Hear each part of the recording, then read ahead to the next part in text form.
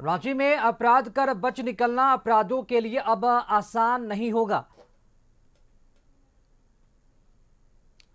चलिए खबरों में अब आगे बढ़ेंगे। 45,000 सहायक अध्यापकों की मांग और लंबित मुद्दों को लेकर रांची में अहम बैठक हुई है। मंत्री सुदिव्य कुमार सोनू और इरफान अंसारी के साथ झारखंड राज्य आकलन प्रशिक्षित सहायक अध्यापक संघर्ष मोर्चा के प्रतिनिधिमंडल की ये बैठक हुई है।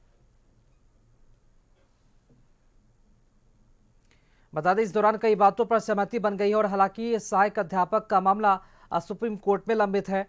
राज्य सरकार ने आश्वासन दिया है कि सुप्रीम कोर्ट के निर्णय के बाद राज्य सरकार इस मामले में निर्णय लेगी। दोनों मंत्री ने आश्वासन दिया है कि राज्य के सहायक अध्यापकों की नौकरी सुरक्षित रहेगी, साथ ही अनुकंपा पर भी राज्य सरकार निर्णय लेगी।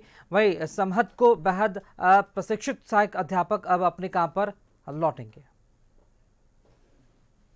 आपके साथ बैठक करके रास्ता निकालेंगे।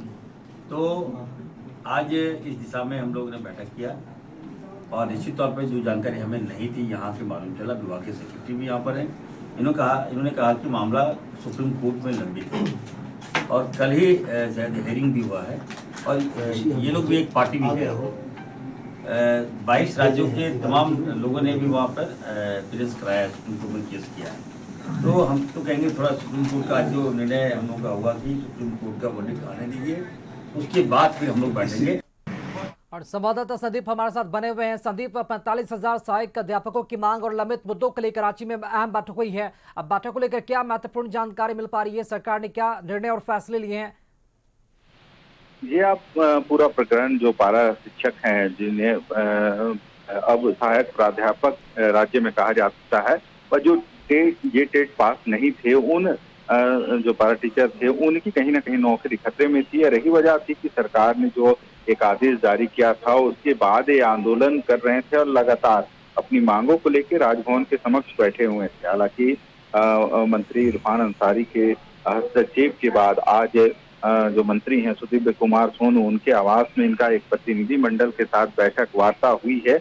और जिस तरह से जो सहायक प्राध्यापक थे उन्होंने अपनी जो मांगे थी उसको लेके सुप्रीम कोर्ट भी गए थे। हालांकि सुप्रीम कोर्ट में इस मसले पर कल सुनवाई हुई है। हालांकि आज सरकार के हस्तक्षेप के बाद जो आंदोलन इनका चल रहा था वो अब फिलहाल स्थगित हो गया है, क्योंकि सरकार भी यह चाह रही है कि फिलहाल जो मामला सुप्रीम कोर्ट में चल रहा है और सुप्रीम कोर्ट में जो मामला है उसमें जैसे ही आदेश आ जाता है उसके बाद सकारात्मक पहल करके इन चीजों को देखा जाएगा। हालांकि मंत्री सुदिव्य कुमार सोनू और इरफान अंसारी जो राज्य के स्वास्थ्य मंत्री भी हैं, उन्होंने साफ कहा है कि इनकी नौकरी खतरे में नहीं होगी और बीच का जो बचाव कर सकते हैं राह इख्तियार करके इन जो पारा शिक्षक हैं उनको उनके नौकरी नहीं जाने दी जाएगी। इतना आश्वस्त जरूर उन्होंने इस प्रतिनिधि मंडल को किया है। हालांकि घंटों आज वार्ता उनके साथ हुई है और एक सकारात्मक पहल कर सकते हैं सरकार की तरफ से किया गया है।